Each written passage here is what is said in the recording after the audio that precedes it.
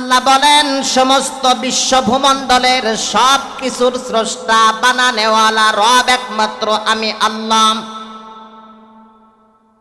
আসমানের রব আল্লাহ, জমিনের রব আল্লাহ, ফেরেশতাদের রব আল্লাহ, জিন্নাতদের রব আল্লাহ, আসমানের অধিবাসী সকলের রব আল্লাহ, জমিনের মধ্যে অবস্থানরত সকল মাখলুকাতের রব আল্লাহ, জমিনের নিচেও অবস্থানরত সকল মাখলুকাতের রব যেমন আল্লাহ, ঠিক একই ভাবে আমার আপনার নবীর ব্যাপারে রব্বুল আলামিন কোরআনের মধ্যে ওয়াজ করেছেন বিসমিল্লাহির রহমানির রহিম ওয়ামা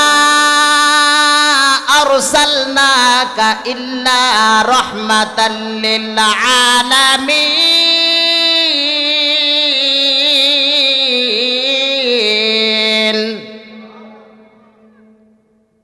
আমি যেমন বিশ্ব ভূমণ্ডলের কুল কায়নাতের রব, ঠিক একইভাবে আমার বন্ধু সৃষ্টির চেষ্টা আকর্ষণ মহামানব মুহাম্মদুর রাসূলুল্লাহ সমগ্র বিশ্ব ভূমণ্ডলের জন্য রহমত স্বরূপ।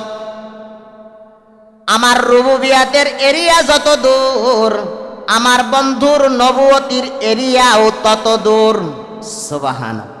जगह तक है रुबूबियत खुदा की, जगह तक है रुबूबियत खुदा की, वहाँ तक है नबुवत मुस्तफा की। আল্লাহর আশিক বলেন যত জায়গার জন্য আল্লাহ রব, ঠিক সব জায়গার জন্য আমাদের নবী হচ্ছেন নবী। জোরে কোন সুবহানাল্লাহ। ও আমার বন্ধুগণ, আসমানি সমস্ত কিতাব বাইন্ডিং আকারে একসাথে পয়গম্বরদেরকে ডেকে আল্লাহ পাক তাদের হাতে বুঝায়া দিয়েছেন, এই যে লন এটা আপনার উপরে নাজিল করা হলো, আপনি নিজেই কিতাবটা পড়বেন, বুঝবেন এবং এই মোতাবেক জাতিকে আমার দিকে দাওয়াত দিবেন, আহ্বান করবেন। এই জন্য আসমানি সকল কিতাবকে বলা হয় কিতাবুল্লাহ। আর আমার আপনার নবীর উপরে আল্লাহ যেই কিতাব আসমান থেকে নাজিল করেছেন বাজান, এই কিতাবটার নাম কিতাবুল্লাহ নয়, এই কিতাবটার নাম হচ্ছে কালামুল্লাহ। চিল্লায়া কোন সুবহানাল্লাহ। এ বাবা, কিতাবুল্লাহ আর কালামুল্লাহর মধ্যে পার্থক্য কি? কয় কিতাবুল্লাহ হলো আল্লাহ লিখিত আকারে একসাথে বাইন্ডিং করে এক জায়গায় পয়গম্বরকে দায়িকা দিয়া দিছেন, কিন্তু কোরআন মাজিদ আল্লাহ পাক একসাথে 30 পারা কোরআন 6666 আয়াত একসাথে আল্লাহ বাইন্ডিং আকারে বই আকারে নবীরে দান করেন নাই। কখনো এক সূরা, কখনো এক আয়াত, কখনো এক পৃষ্ঠা, কখনো আরো কম। এইভাবে আস্তে আস্তে দীর্ঘ 23 বছরের মধ্যে আমার আল্লাহ পয়গম্বরের উপর কোরআন নাজিল করেছেন। আল্লাহর পয়গম্বর বলেন, কেউ যদি আল্লাহর সাথে কথা বলার ইচ্ছা পোষণ করে রে, এ 2025 সালের আধুনিক যুগের মানুষগুলা শোন, আল্লাহর সাথে কথা বলার জন্য কিয়ামত পর্যন্ত কিন্তু বিজ্ঞান কোনো যন্ত্র আবিষ্কার করতে পারবে না। মোবাইল ফোনের মাধ্যমে আল্লাহর সাথে কথা বলা যাবে না, ইন্টারনেটের মাধ্যমে আল্লাহর সাথে কথা বলা যাবে না, ইমোর মাধ্যমে আল্লাহর সাথে যোগাযোগ করা যাবে না, হোয়াটসঅ্যাপের মাধ্যমে আল্লাহর সাথে যোগাযোগ করা যাবে না, মেসেঞ্জার দিয়েও কিন্তু রবের সাথে যোগাযোগ করা যাবে না। আরো যত সিস্টেম আছে, কোনো সিস্টেমেই রবের সঙ্গে কথা বলা যাবে না। যদি আল্লাহর সাথে কারোর কথা বলতে মনে চায়, সে যেন আল্লাহর পক্ষ থেকে নাজিলকৃত কোরআন খুইলা খুইলা তেলাওয়াত করে। আল্লাহর কোরআনের তেলাওয়াত করা মানে সরাসরি সৃষ্টিকর্তা আল্লাহর সাথে কথা বলার সমান। জোরে কোন সুবহানাল্লাহ। এ বাবা, আসমানি কোন কিতাব সংরক্ষণ করার ব্যাপারে আল্লাহ পাক নিজে সিকিউরিটি গ্যারান্টি দেন নাই। সব কিতাব আল্লাহ পয়গম্বরদের হাওলায় দিয়েছেন, হেফাজত করার দায়িত্ব তাদেরকে দান করেছেন। কিন্তু কালামুল্লাহ কোরআন যেহেতু সবচাইতে দামি গ্রন্থ, দামি কিতাব, এই কোরআনটা আল্লাহ বন্ধুর উপর নাজিল করে এই কোরআনটাকে কিয়ামত পর্যন্ত হেফাজত করার দায়িত্ব নিয়েছেন। আওয়াজ করে বলেন কে? আরো জোরে বলেন, কোরআন হেফাজত করার দায়িত্ব কার কাছে?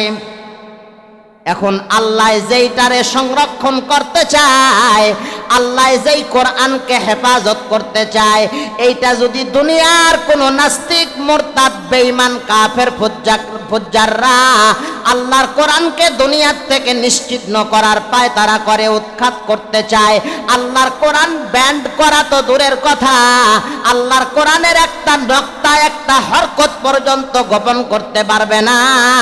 যারা কোরআনের বিপক্ষে অবস্থান নিবে, আল্লাহ তাদেরকে এই দেশ থেকে দুনিয়ার থেকে নিশ্চিহ্ন করে দিবে। জোরে কোন ঠিক না বেটি? এ মুসলমান ভাইরা আমার, বুঝানোর চেষ্টা করতেছি, আসমান থেকে নাজিলকৃত সকল কিতাবের নাম কিতাবুল্লাহ, হেফাজতের দায়িত্ব আল্লাহর নাম।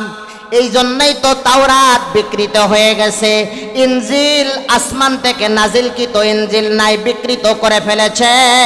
জাবুর আল্লাহর পক্ষ থেকে প্রেরিত জাবুর নাই। কিন্তু আমার ওয়াজ যদি বুঝে থাকেন, আল্লাহর পয়গাম্বরের উপর আজ থেকে 1450 বছর আগে যেই কোরআন নাজিল হয়েছিল, আজকের সেই কোরআন একই আছে না পরিবর্তন হয়েছে? বলেন তো বাবা, কিয়ামত পর্যন্ত গোটা দুনিয়া একসাথে হয়েও যদি চেষ্টা করে, আল্লাহর কোরআনের একটা জের জবর পেশ পর্যন্ত পরিবর্তন কি করতে পারবে? আরো জোরে বলেন, পারবে? কেমনে পারবে না? বলে এটার হেফাজতের ডাইরেক্টর, হেফাজত করার দায়িত্ব দুনিয়ার কারণ নয়, কোরআনুল কারীম হেফাজত করার দায়িত্ব আওয়াজ দিয়া বলেন কার? বাজান রে, কেমনে হেফাজত করবে খেয়াল করেন। শুধুমাত্র বই আকারে কাগজের কোরআনের মধ্যেই কোরআনটা হেফাজত হয় না। আপনারা শুনলে অবাক হবেন, আমগো দেশের মধ্যে 7 বছর 8 বছর থেকে শুরু করে শিশু বাচ্চা থেকে শুরু করে বৃদ্ধ পর্যন্ত, একজন দুইজন নয়, লক্ষ লক্ষ আল্লাহর বান্দাদের সিনার মধ্যে আল্লাহ 30 পারা কোরআন রেকর্ডিং করে হেফাজত করতেছে। জোরে কর সুবহানাল্লাহ। এ মুসলমান ভাইরা, আজ থেকে প্রায় বহু বছর আগে আফগানিস্তানের উপর যখন আমেরিকার লাল কুকুরের দলগুলো অত্যাচারের স্টিম রোলার চালাইতেছিল, আফগানিস্তানের জমিন থেকে মুসলমান নিধনের একটা ষড়যন্ত্র করেছিল, মুসলমানদের বাড়ি ঘর মাদ্রাসা মসজিদ উৎখাত করে দেওয়ার চক্রান্ত করেছিল। তৎকালীন সময় আমেরিকান লাল কুকুরের বাহিনীরা একদিন সকালবেলা একটা মসজিদের সবাই মক্তব ঘেরাও করে ফেলেছে। এই মক্তবের মধ্যে 50-100 জন বাচ্চা আল্লাহ পাকের কোরআন সিনার মধ্যে নিয়ে প্রত্যেক দিন সকালবেলা কোরআন শিক্ষা করার জন্য যায়।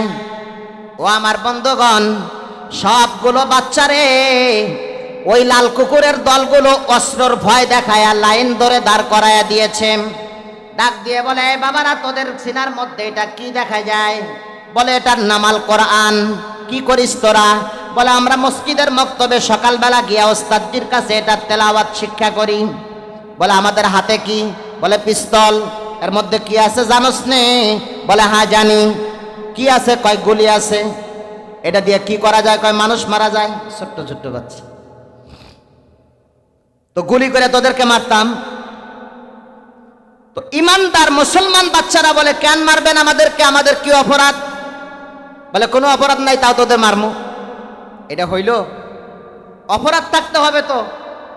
তো বলে যে, তোদের সিনার মধ্যে যে আল্লাহর কোরআন রাখছস, যদি এই বন্দুকের গুলি খাওয়া থেকে বাঁচতে চাস, দুনিয়াতে আরো কিছুদিন বাচ্চা থাকতে চাস, তাহলে প্রত্যেকেই এই কোরআন বুকের থেকে জমিনের উপর ফালায়া দিয়া ওই কোরআনের উপরে পা রাখ। নাউজুবিল্লাহ বলেন। ছোট্ট ছোট্ট মুসলমানের ইমানদার বাচ্চাদের ইমান কত পাওয়ারফুল, মজবুত। ডাক দিয়া বলে, বেঈমানের গোষ্ঠী সাবধান, মুখ সামলিয়ে কথা বলবি। দুনিয়াতে চিরকাল থাকার জন্য আসি নাই, দুনিয়া থাকার জায়গাও নাই। একই হাম সব মুসাফির হায়, কবর আখের ঠিকানা। মুসাফির গায়ে কবর আখের ঠিকানা, কোই আগে রওয়ানা গায়ে কোই পিছে রওয়ানা। এ নারায়ণগঞ্জের মুসলমান ভাইরা, মুরব্বী বাবারা, পর্দানিশীন আমার আম্মা জানের দলেরা, দিলের কানটা লাগায় শোনা চাই রে বাবা, এই দুনিয়া কিন্তু আমাকে আপনাকে আল্লাহ পাক মালিকানা সূত্রে চিরদিন থাকার জন্য পাঠান নাই, ভাড়াটিয়া অস্থায়ীভাবে আল্লাহ দুনিয়ার মধ্যে পাঠাইছেন। আমরা আলোচনার শুরুতেই স্বীকার করেছি এই জগৎ, এই দুনিয়ার মালিক আমরা নয়, জগৎটার মালিক। আওয়াজ করে বলেন কে? আমার বাড়ি সিরাজগঞ্জ, আমি নারায়ণগঞ্জ আসছি, দেখা শুনে একটা বাসার মধ্যে একটা রুম ভাড়া লইছি। এই বাসাটার মালিক কিন্তু আমি নয়, আমি আমার ভাড়াটিয়া রুমটাকে যত সুন্দর করেই সাজাই না কেন, যতই মনোরম মনোমুগ্ধকর করে সাজাই না কেন, যে কোনো মুহূর্তে বাড়িওয়ালা যদি আমারে নোটিশ দেয় আগামী মাসের 10 তারিখে বাসা ছাড়তে হবে, বলেন তো জোর কইরা কি ওই বাসায় আর থাকা যাবে? বাজান রে, এই দুনিয়ার আসল মালিক যেহেতু আল্লাহ, আমাদেরকে অস্থায়ীভাবে ভাড়াটিয়া হিসাবে পাঠাইছেন। যে কোনো মুহূর্তে আজরাইল রে পাঠায়া দিয়া এই দুনিয়ার হায়াত কমপ্লিট করে কবর জগতে নেওয়ার মালিক। আওয়াজ করে বলেন কে?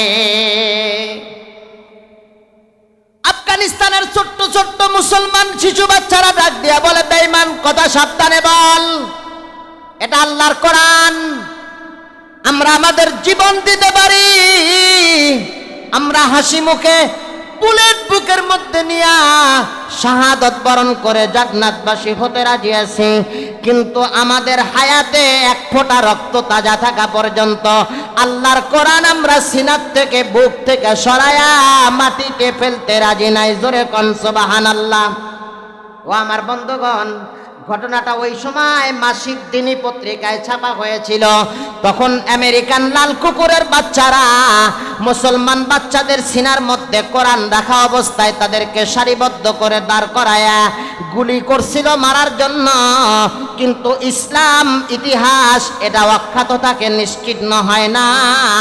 একটা গুলিও কোনো বাচ্চার সিনার মধ্যে লাগে নাই, সবগুলা বুলেট সূরা ফাতিহার মধ্য দিয়া ঢুকে নিরাপদে সূরা নাসের কাছ দিয়া বাইর হয়ে গেছে। এইটা দেখে ওইখানে উপস্থিত যে কয়জন শূন্য অপারেশন করতে আসছিল সবাই বাচ্চাদের কাছে কালেমা পড়ে মুসলমান হয়ে গিয়েছিল। জোরে কোন সুবহানাল্লাহ।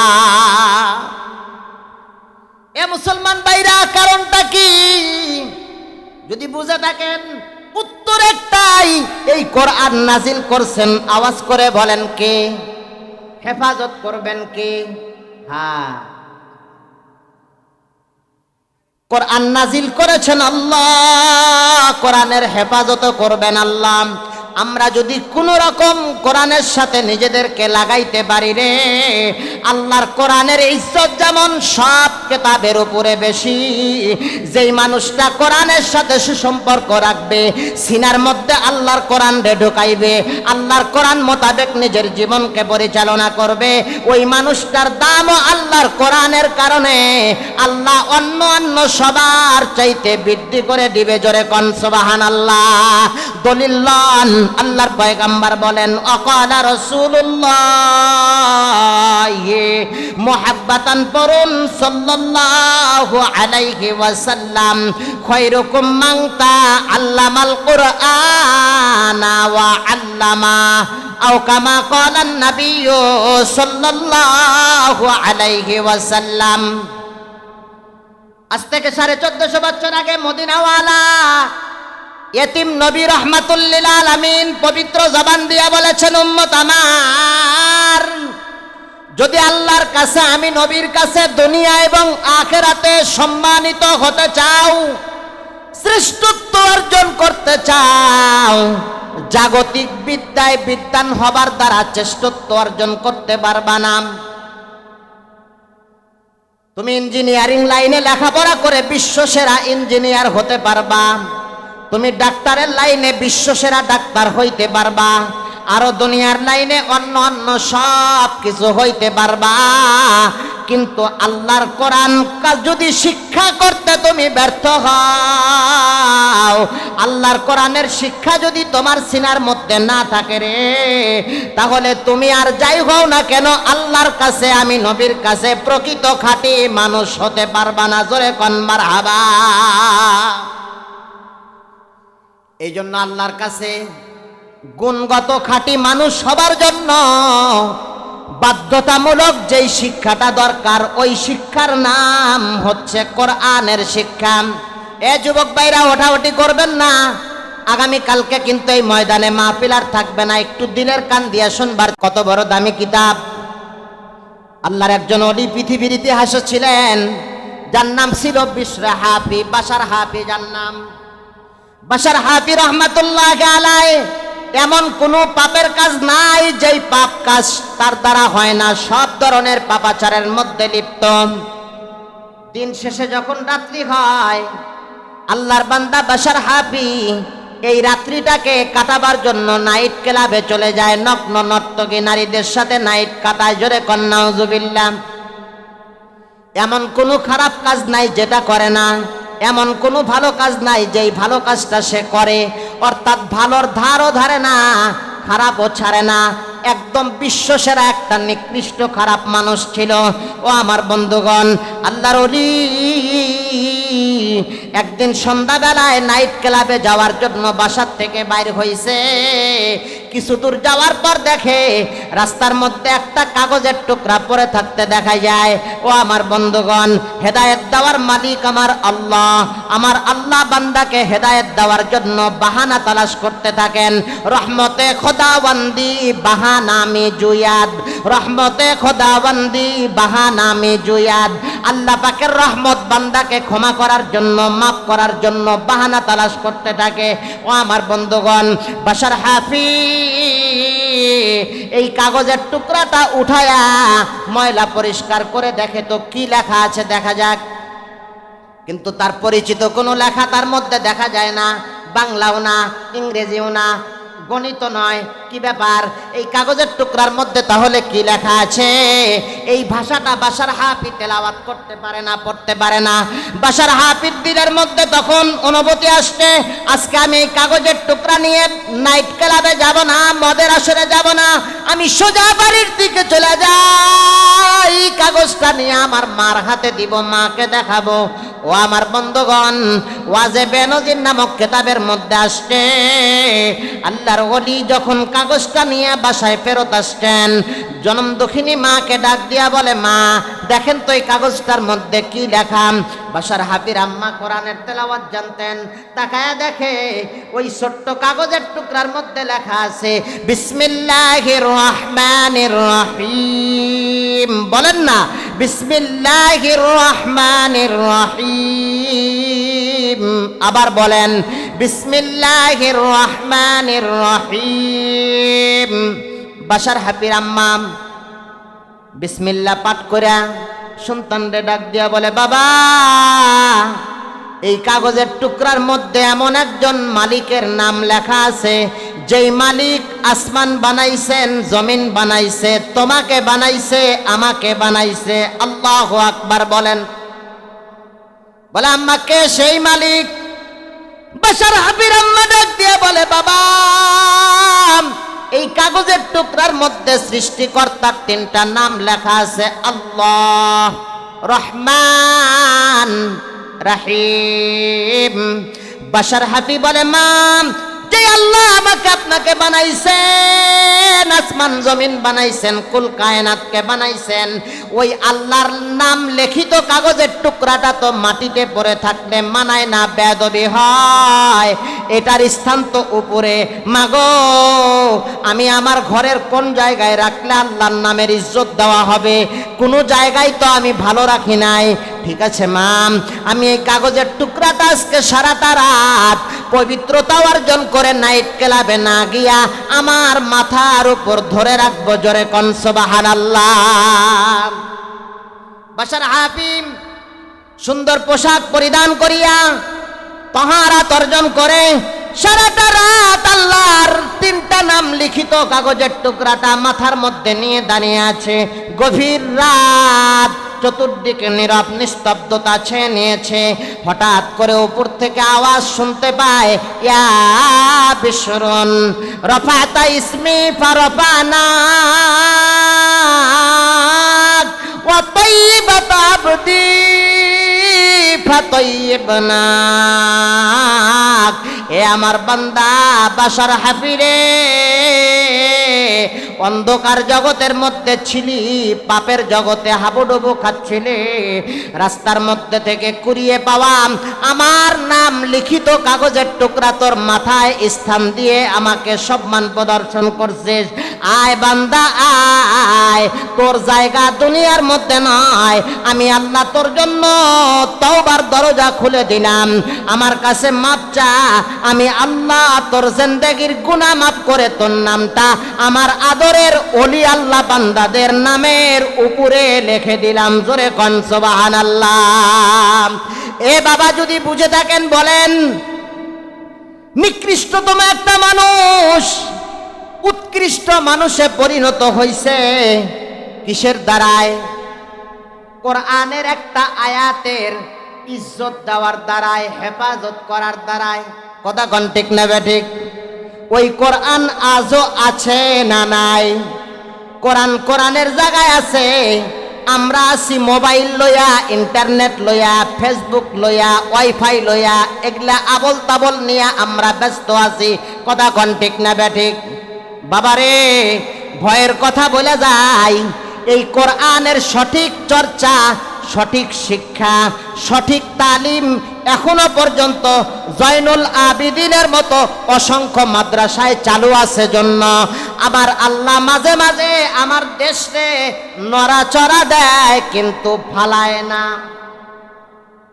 বোঝেন নাই মনে হয়? গত 2-3 সপ্তাহ আগে গোটা দেশ একসাথে ভূমিকম্প হয়েছিল, জানেননি? এ বাবা, এরকম একটা ভূমিকম্পে আমার আল্লাহ বিশ্বের অনেক রাষ্ট্রকেই তছনছ করে দিয়েছেন, ধ্বংস করে দিয়েছিলেন। আমার আল্লাহ ইচ্ছা করলে কিন্তু আমগো দেশটারেও ঝাঁকুনি দিয়া শেষ করে দিতে পারেন। এ ক্ষমতা আল্লাহর আছে না নাই? কিন্তু ওলামায়ে কেরামের জবানে শুনেছি, আমাদের দেশের মধ্যে কোরআনের চর্চা বেশি হয় রাত্রি যখন গভীর হয়, দুনিয়ার মানুষগুলা যখন আরামের বিছানার মধ্যে ঘুমায়। বাবা, একদিন শেষ রাত্রে জয়নুল আবিদিন মাদ্রাসা এসে দেখেন হেফজখানার নিষ্পাপ মাসুম বাচ্চাগুলাই ঠান্ডা পানি দিয়া ওযু করে, ওদের আমল নামায় এখনো গুনাহ লেখা শুরু হয় নাই। ওরা 2-4 রাকাত তাহাজ্জুদের নামাজ পড়ে হাত তুলে আল্লাহর কাছে কান্দে, আল্লাহ যারা এই মাদ্রাসা নির্মাণ করেছে তাদেরকে মাফ করে দেন, যারা সহযোগিতা করে মাদ্রাসাটাকে সুন্দরভাবে পরিচালনা করতেছে তাদেরকে মাফ করে দেন। আল্লাহ আমাদেরকে কোরআন মুখস্থ করার তৌফিক দেন।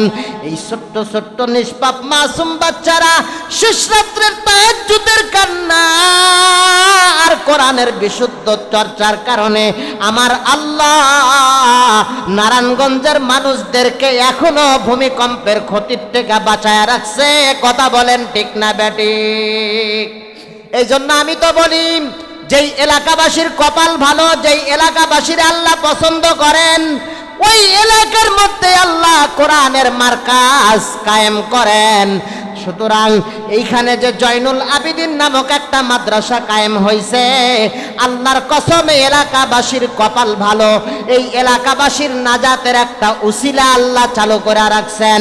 যারা এই মাদ্রাসারে মহব্বত করবে, ভালোবাসবে, মাদ্রাসার ছাত্রদের প্রয়োজন পুরা করে তাদেরকে সুন্দরভাবে লেখাপড়া করার পরিবেশ উপহার দিতে পারবেন, অর্থাৎ কোরআনের খেদমতে যারাই নিজেদেরকে লাগাইতে পারবেন, এই কোরআনের বরকতে আল্লাহ আপনাকে দুনিয়াতেও সম্মানিত করবেন, আর মরার পরে আপনাকে হাফেজদের সাথে, আলেম ওলামাদের সাথে আল্লাহর জান্নাতের মেহমান বানাবে। জোরে কোন সুবহানাল্লাহ। আর লম্বা কথা নয়, আগের বক্তা গরম ওয়াজ করে গেছেন, তো এই জন্য আমি একটু নরম ওয়াজ করার চেষ্টা করলাম। আমার আলোচনার ভাষা বোঝেন আপনারা? এ আওয়াজ করে বলেন, কোরআনের এই শিক্ষা প্রতিষ্ঠান এলাকাতে দরকার আছে না নাই? আরো জোরে বলেন, আছে না নাই? প্রত্যেকটা সন্তানকে হাফেজ, আলেম, মুফতি, মুহাদ্দিস, মুফাসসিরে কোরআন হওয়া লাগবে এমনটা জরুরি নয়। কিন্তু মুসলমান হিসাবে প্রত্যেকটা মুসলমান নর নারীকে বিশুদ্ধভাবে নামাজ পড়তে পারে মতো এতটুকু কোরআনের বিশুদ্ধ শিক্ষা অর্জন করা ফরজে আইন। যদি আপনি আপনার সন্তানকে বিশুদ্ধভাবে কোরআনের তালিম দিতে অক্ষম পিতা হন, আপনি যদি আপনার সন্তানকে কোরআনের সঠিক শিক্ষা দিতে ব্যর্থ মা হন, লেখা রাখেন স্বর্ণের অক্ষর দ্বারা, যেই সন্তানের সিনার মধ্যে আল্লাহর কোরআনের শিক্ষা ঢুকাইতে ব্যর্থ হবেন, এই সন্তানই একদিন আপনাকে বৃদ্ধাশ্রমে পাঠাইতে বাধ্য হবে। আওয়াজ করে বলেন ঠিক না ব্যাঠিক? আমগো দেশের মধ্যে অসংখ্য জায়গায় বৃদ্ধাশ্রম গড়ে উঠেছে। দিন দিন এখানে ভুক্তভোগী বৃদ্ধ মানুষদের সংখ্যা বাড়তেই আছে। আমরা অনুসন্ধান করে তথ্য নিয়ে জানতে পেরেছি, একটা বুড়া বুড়িও কোনো আলেমের মা আর বাবা নয়। প্রত্যেকটা বৃদ্ধ মা বাবাই কপাল পোড়া জেনারেল শিক্ষিতদের মা আর বাবা হয়েছে, আল্লাহর কোরআনের শিক্ষা দিতে ব্যর্থ হয়েছে। এই জন্য ইসলামের শিক্ষা না থাকার কারণে সন্তান দুনিয়াতে কোটিপতি হয়েছে, মাগার মানুষ হইতে পারে নাই। বৃদ্ধ বয়সে মা বাবাকে বৃদ্ধাশ্রমে পাঠাইছে। কথা কোন ঠিক না ব্যাঠিক? এই জন্য আমার ভাইরা, আর লম্বা নয়, হাদিস পাঠ করেছি, মরে যেতেই হবে। দুনিয়াতে চিরকাল থাকার ভিসালয়া কেউ আসি নাই। নবীজি বলেন, ইশফাউ ইয়াউমাল কিয়ামাতি সালাসাতুন, এ উম্মত আমার, কিয়ামতের ময়দানে তিন শ্রেণীর মানুষ তোমাদের জন্য সুপারিশ করার পারমিশন পাবে। কয় শ্রেণী বাবা? আওয়াজ করে বলেন, কয় শ্রেণীর মানুষ? আপনারা মনে আমার সাথে নাই। কিয়ামতের ময়দানে কয় দল মানুষ গুনাহগারদের জন্য সুপারিশ করতে পারবে? আরো জোরে বলেন, কয় দল? এক নাম্বার, আল আম্বিয়া, সমস্ত নবী রাসূলদেরকে আল্লাহ গুনাহগার উম্মতদের জন্য সুপারিশ করার পারমিশন দান করবেন। দুই নাম্বার, সুম্মাল উলামা, নায়েবে নবী উলামায়ে কেরামদেরকে আল্লাহ পাক হাসরের ময়দানে গুনাহগার বান্দাবান্দির জন্য সুপারিশ করার পারমিশন দিবেন। আর তিন নাম্বার, সুম্মা শুহাদা, যারা আল্লাহর দ্বীনের জন্য আল্লাহর রাস্তায় শহীদ হবে, এই শহীদদেরকেও আল্লাহ কিয়ামতের ময়দানে সুপারিশ করার পারমিশন দিবে। জোরে কোন সুবহানাল্লাহ। এ বাবা, নবী রাসূল দুনিয়াতে নাই, কিয়ামত পর্যন্ত কান্নাকাটি করলেও আর নবী রাসূলকে দুনিয়ার মধ্যে পাবো না। এখন নায়েবে নবীদের যুগ, উলামায়ে কেরামদের যুগ। অনুরোধ করে বলে যাব, উলামায়ে কেরামের সাথে সুসম্পর্ক রাখবেন, আলেমদেরকে মহব্বত করবেন, আলেম তৈরির কারখানা মাদ্রাসার সাথে মহব্বত রাখবেন, মাদ্রাসার জরুরাতের দিকে খেয়াল রাখবেন। আপনার কষ্টে উপার্জিত সম্পদ থেকে কিছু কিছু ধন সম্পদ আল্লাহর কোরআনের খেদমতের জন্য আপনি আল্লাহকে খুশি করার নিয়তে ব্যয় করবেন। যদি এইভাবে আলেমদের সাথে সুসম্পর্ক রাখতে পারেন, কাল কিয়ামতের ময়দানে আপনাকে আল্লাহ হাফেজ আলেমদের সঙ্গে হাসর করায়া জান্নাত দান করবে। জোরে কোন সুবহানাল্লাহ। ভাইরা আমার, সাধারণ একটা রাজনৈতিক দলের সাথে সম্পর্ক থাকার কারণে ফাঁসির আসামি বেকসুর খালাস পাওয়া যায়, হাজার অপরাধ অন্যায় করার পরেও মুক্তি পাওয়া যায় রাজনৈতিক দলের সাথে সম্পর্ক থাকার কারণে। ও আমার বন্ধুগণ, আল্লাহর কোরআনের সাথে যদি সুসম্পর্ক আমরা রাখতে পারি, এর বরকতে আল্লাহ দুনিয়াতেও বিপদ থেকে বাঁচাবেন, হাসরের ময়দানেও আল্লাহ জাহান্নাম থেকে বাঁচায়া আহলে কোরআনদের সাথে আল্লাহর জান্নাত দান করবে। জোরে কোন সুবহানাল্লাহ। এ মুসলমান ভাইরা আমার, অনেকেরই মাও নাই, অনেকেরই বাবা দুনিয়াতে বেঁচে নাই। বাবার রেখে যাওয়া বাড়িতে আজকে আপনি বাড়িওয়ালা হইছেন, মার রেখে যাওয়া সম্পদ নিয়ে আপনি সম্পদের মালিক হইছেন। মা বাবা যেমন খালি হাতে চলে গেছে, ওই আব্বা আম্মার মাগফিরাতের জন্য আল্লাহর কোরআনের শিক্ষা প্রতিষ্ঠানের উন্নয়ন কল্পে ও আমার বন্ধুগণ, আমি লম্বা অনুদান আপনাদের কাছে চাইব না, প্রধান বক্তার হাতেই দিয়েন। দ্বিতীয় মেহমান হিসাবে আমি এমন 30 জন মানুষকে চাই। হুজুর, আমি তো একসাথে পারবো না, আল্লাহর কোরআনে 30টা পারা আছে, 30 পারায় কমপ্লিট কোরআন। জানেননি আপনারা?